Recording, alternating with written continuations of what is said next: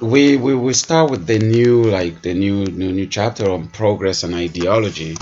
So I'm not sure if you had a chance to look into it. And if you look at it now within the context of the asili, because you've looked at it from like a general context, which is accurate. If you put it in in the context of the European asili through the lenses of the author of this book, then there is a reason why she calls it ideology. So you touch a little bit on that when you said, to move a little bit away from indigenous ways of doing.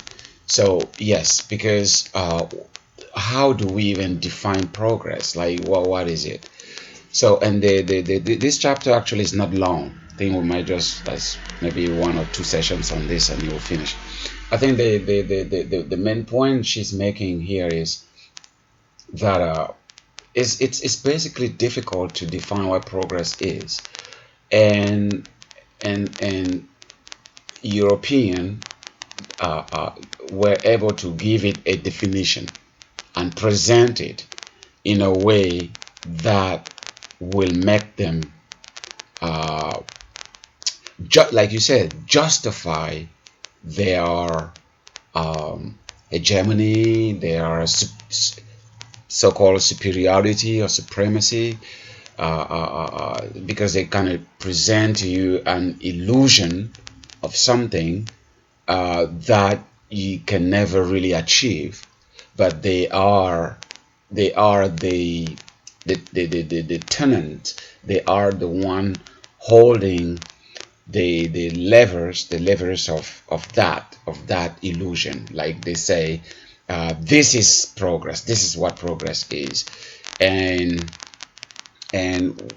we want to pull you out of your indigenous ways.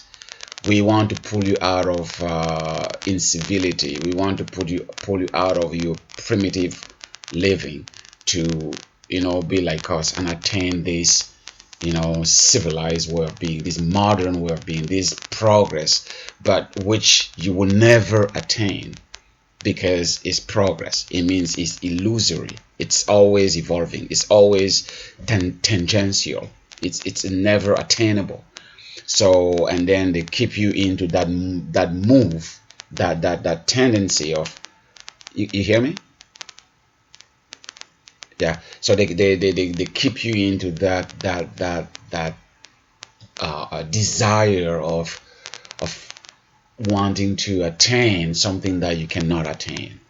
Therefore, the person who is presenting that to you now is basically confirming that that person is superior to you because you want to be like that person. So it's basically an illusion. So that's basically the gist and the essence of this chapter.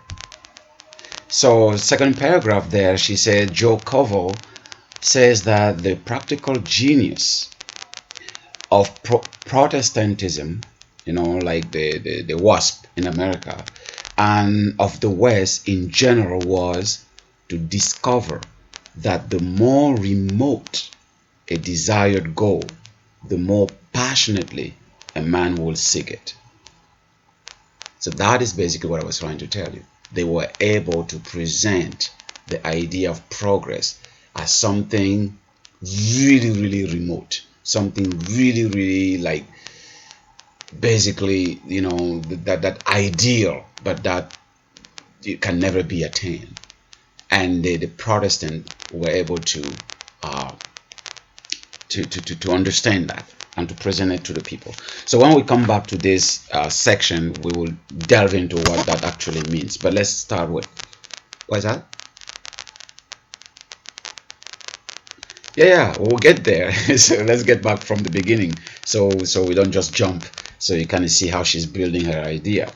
So the first page here on the beginning of this chapter, progress as ideology. She asked the question, whose progress?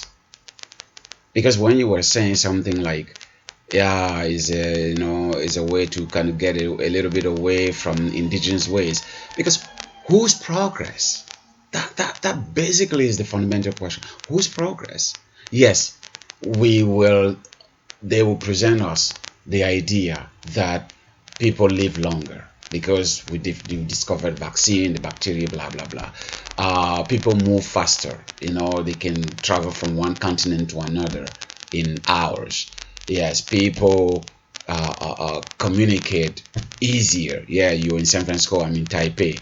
This is thousands of miles away, but we communicate instantly, like by the second. So yes, all these are not to be discounted. No, this is, yeah, you can present that as progress. Yeah, and but when that now is presented as ideology, that's where it becomes a problem. When it's presented as the property of a culture, a master culture that has been able to uncover this thing in nature and make life easier for the whole world, therefore we should bow down to that great culture, or those great people who were able to discover these things, then that is where the problem begins, right? Yes, yes. How else can I call it? Like, I don't know what else I can call it, really. It's pervasive, it's everywhere. It's like everybody wants to identify with it. It doesn't matter where you are. It doesn't matter what remote village of anywhere in the world. And trust me, I've traveled the world. I've traveled substantially in Africa. I've traveled in Asia. I've traveled in Eurasia, Russia, America. So I kind of know a little bit what I'm talking about. Like, there is only that one measurement that everybody, even in the villages, want to identify with. So what else can I call it?